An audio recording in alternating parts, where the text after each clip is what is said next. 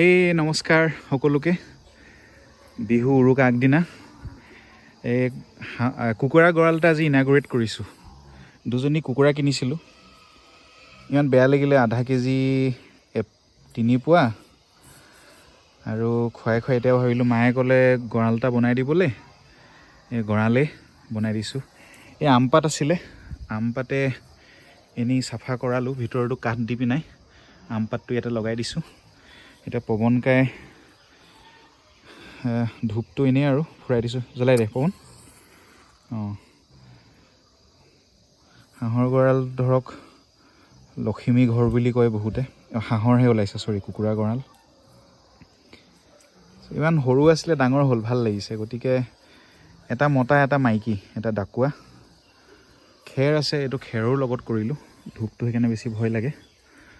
চ' সেই আৰু কৃষ্ণ, ইহঁতি যাতে ভালকৈ থাকে, দুইজনী সংসাৰখন বাঢ়ে। আৰু সৰু সৰু পোৱালি আনি থ'ম বাৰু। এতিয়া বৰ্তমান ইয়াত নাৰিকল এটাও আনিছিলোঁ। নাৰিকলটো ক'ত গ'ল? হা, তই নাৰিকলটো লৈ আনগৈচোন, যা লৈ আনগৈ, যা পটককৈ লৈ আন। অঁ, এইজনী আছিলে 3 পোৱা, এতিয়া 1.5 কেজি মানে হ'লে। ভৰিত বান্ধি থৈ দিছোঁ। অঁ, এইজনী ওলাই গৈছিলে, ভৰিটো খুলি বান্ধিম। এইজনী এতিয়াও ভৰিটো বন্ধা আছে, কেতিয়াবা কেতিয়াবা ওলাই যায়। চ' এতিয়া গঁৰালত থৈ পিনাই 5 দিন 4 দিনমান থৈ দিলে সিহঁতি ঘৰটো লৈ ল'ব। অঁ, পৱন এইটো ধৰ, ইয়াৰ গাঁঠিটো খোল খাই গ'ল। এই নাৰিকল, কৃষ্ণ। অঁ, এই নাৰিকলৰ হেৰি দি নাৰিকলটো থৈছোঁ, বছ দি দে। এতিয়া সিজনীক ভৰাই দে, সোমোৱাই দে। ঘৰত সোমাই গ'ল তাই। তাৰপৰা ইজনী খুলি দে পৱন, ইজনী। আমাৰ লেডিজ ফাৰ্ষ্টৰ জেগাত মেল ফাৰ্ষ্ট হৈ গ'ল বাৰু, চৰি। চ' এই আমাৰ লেডিজ সোমাই গ'ল দুইজনী। অঁ, চ' ইহঁতৰ ঘৰ হৈ গ'ল এতিয়া এইটো দেই। চ' ইমান বেয়া লাগিছিলে, ভৰিত ইহঁতৰ ৰছী আছিলে, ৰছী খুলি নাও দে আৰ ফ্ৰী। 3 দিন 4 দিনমান থ'ম এনেকৈ। আম পাত আছে, তাত সোমালেই এইজনী, দেখিছে। চ' খুচৰিব উপায় নাই। চ' এই তলা ছিষ্টেমো আছে। আৰু এটা বস্তু দেখাওঁ দেই, ইণ্টাৰেষ্টিং বস্তু আপোনালোকক। পৱন, এই দৰ্জাখন মৰা কামটো কৰি দে। আহ, ইয়াত এইটো চাওক, এইটো হৈছে ফাঁচি জাল। এইটো মাছ ধৰিবলৈ লয়। ফাঁচি জালটো মানে কি হয়, ইয়াত কিবা গ'লে মানে ডিঙিত চাপ খাই ধৰে, ফাঁচি লয় যে মানুহে। চ' এই ফাঁচি জালটো দিছোঁ আমি সাপৰ কাৰণে। এই সাপবিলাক আহে।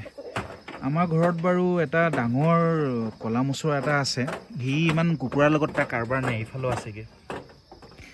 কিন্তু মাটি ফেটি, ধুন্দুলি ফেটি আৰু চকৰি ফেটি, এই 3টা হাঁহ মানে কুকুৰাৰ ওচৰত আহে কণী খাবলৈ কেতিয়াবা। আৰু কেতিয়াবা কুকুৰাজনী মাৰি কুকুৰাৰ তেজটো খাই যায়, খাবতো নোৱাৰে। গতিকে ফাঁচি জালটো দিলে সিহঁতি ফচি যায়। চ' ইট ইজ ভেৰি ইম্পৰ্টেণ্ট। চ' আমি নাজানো, আমি বহুত নাইভ হয় এইবিলাক ক্ষেত্ৰত, বাট ভবাই নাছিলোঁ এনেকুৱা হ'ব বুলি। চ' এই দুইজনী সোমাই গ'ল। এইফালৰ পৰা আপোনালোকে দেখিব নাই, দুইজনী সোমাই আছে ভিতৰত, এই অলপ চলপকৈ নাই। চ' ইহঁতৰ ঘৰ হৈ গ'ল আৰু ধূপটো আঁতৰাই দিব লাগিব। বহাগ বিহু, মাঘৰ বিহু, কুকুৰাই ঘৰ ল'লে। চ' সেই সৰু ভিডিঅ' সেইটো কাৰণে বনালোঁ। পৱন ধূপটো লৈ যায়, ইয়াত খেৰ আছে নহয়, অলপ ৰিক্স আছে। চ' সেইটোৱে বনাইছিলোঁ ভিডিঅ'। গতিকে আপোনালোকৰ ঘৰত যদি কাৰোবাৰ ঘৰ গাঁৱত আছে, হাঁহ কুকুৰা পোহাটো এটা চখ হিচাপে, এনেতো বজাৰত available, but still when you see them গ্ৰ', আধা কেজিৰ পৰা এটা 1 কেজি হ'ল, 3 পোৱাৰ পৰা এটা অলম'ষ্ট 1.5 কেজি হ'ল। It gives you a satisfaction. দূৰৰ পৰা দেখাইছোঁ, এডজাষ্টেণ্ট খেৰৰ হেৰিটো আছে, অলপ হেপহেজাৰ্ড হৈ আছে, but still. So' thank you for ৱাচিং।